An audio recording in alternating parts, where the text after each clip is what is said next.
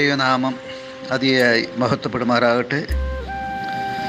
കർത്താവിൽ പ്രിയ ദൈവമക്കളെ, നിങ്ങൾക്കേവർക്കും ജീസസ് വോയിസ് മെസ്സേജ് എന്ന പ്രഭാത ദൈവവചന ധ്യാന ശുശ്രൂഷയുടെ പുതിയൊരു എപ്പിസോഡിലേക്ക് സ്നേഹത്തോടെ സ്വാഗതം. അല്പസമയ ധ്യാനത്തിന് ഒരു തിരുവചനം വായിക്കുന്നു. സങ്കീർത്തനം 145:9.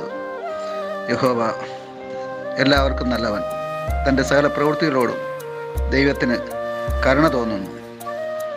കർത്താവിൽ പ്രിയരെ, നാം വായിച്ചു കേട്ട 145 സങ്കീർത്തനം 9 വാക്യത്തിൽ കരുണയുള്ള യഹോവയായ ദൈവത്തെക്കുറിച്ചാണ് എഴുതിയിരിക്കുന്നത്.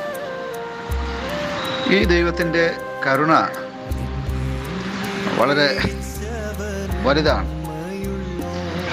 ആ കരുണ മുഴുവൻ സൃഷ്ടിയോടും, പ്രത്യേകിച്ച് ദൈവത്തിൻ്റെ സ്വന്തം സ്വരൂപത്തിൽ സൃഷ്ടിക്കപ്പെട്ട മനുഷ്യരോട് ദൈവത്തിൻ്റെ കരുണ വലുതായിരിക്കുന്നു. ഈ ദൈവത്തിൻ്റെ കരുണയാണ് ഈ ഭൂമിയിലെ സകല ജീവചരാചരങ്ങളുടെ നിലനിൽപ്പിൻ്റെ കാരണമായിരിക്കുന്നത്. ഈ ദൈവത്തിൻ്റെ കരുണ അനുഭവിച്ചറിഞ്ഞ ദാവീദാണ് ഈ സങ്കീർത്തനം എഴുതുന്നതെന്ന് പ്രത്യേകം നാം ഓർക്കേണ്ടതാണ്. പല മാരക പാപങ്ങളും അറിഞ്ഞോ അറിയാതെയോ ചെയ്തു പോയ ഒരു വ്യക്തിയാണ് ദാവീദ്. എങ്കിലും ദാവീദിന് ദൈവത്തിൻ്റെ കൃപയും കരുണയും ലഭിച്ചു.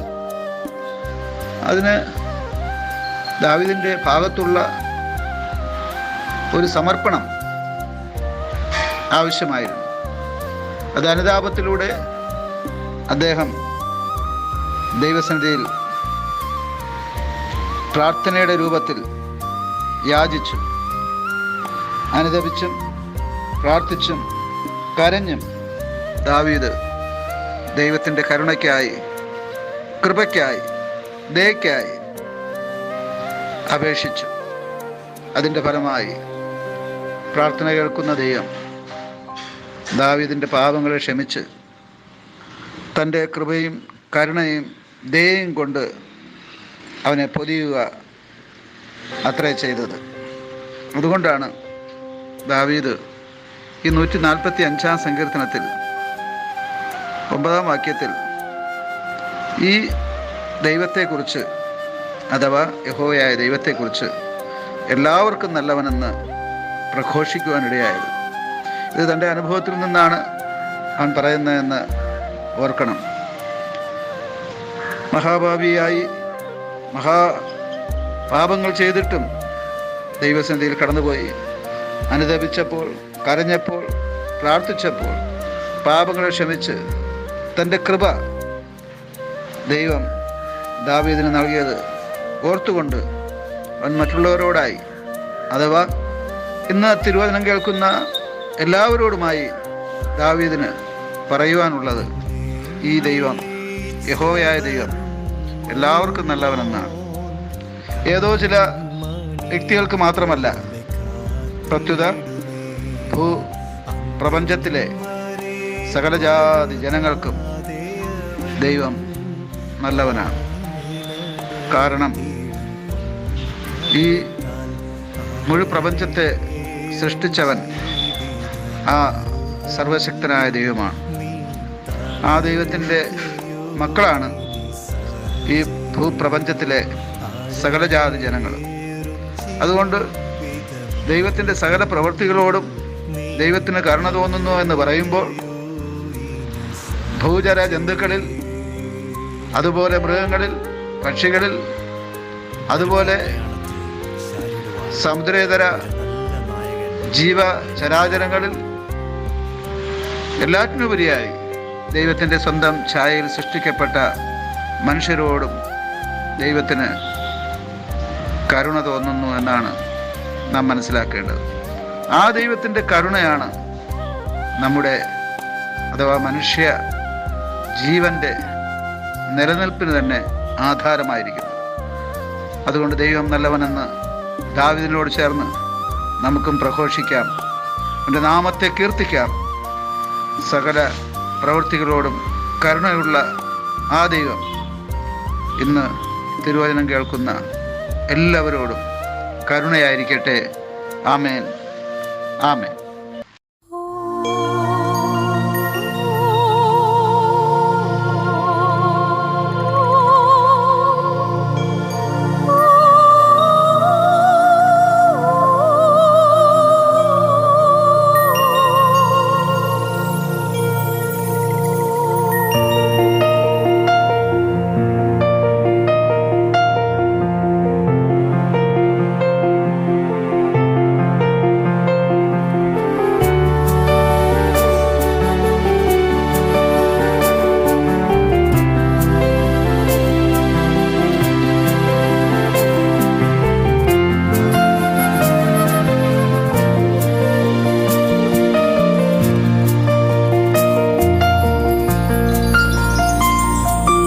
ആശ്രയം യേശുവിലെന്നതിനാൽ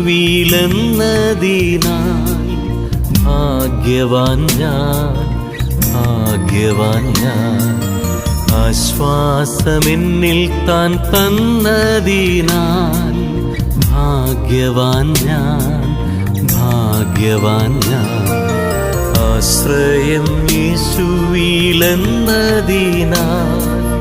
ഭാഗ്യവാൻ ഞാൻ, ഭാഗ്യവാൻ ഞാൻ. ആശ്വാസമെന്നിൽ താൻ തന്നതിനാൽ ഭാഗ്യവാൻ ഞാൻ, ഭാഗ്യവാൻ ഞാൻ.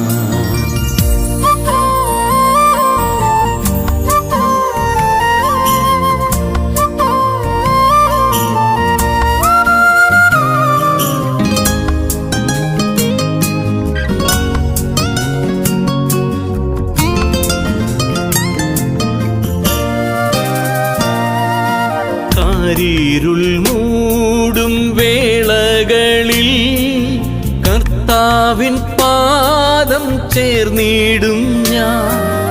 കാരിരുൾ മൂടും വേളകളിൽ കർത്താവിൻ പാദം ചേർന്നിടും ഞാൻ. കാരീരും ബാണിയിൻ പാടുള്ള പാണിയാൽ കരുണ നിറഞ്ഞവൻ കാക്കുമെന്നേ, കാക്കുമെന്നേ. കാരീരും ബാണിയിൻ പാടുള്ള പാണിയാൽ കരുണ നിറഞ്ഞവൻ കാക്കുമെന്നേ, കാക്കുമെന്നേ. ആശ്രയം യേശുവിലെന്നതിനാൽ ഭാഗ്യവാൻ ഞാൻ, ഭാഗ്യവാൻ ഞാൻ. ആശ്വാസമെന്നിൽ താൻ തന്നതിനാൽ ഭാഗ്യവാൻ ഞാൻ, ഭാഗ്യവാൻ ഞാൻ.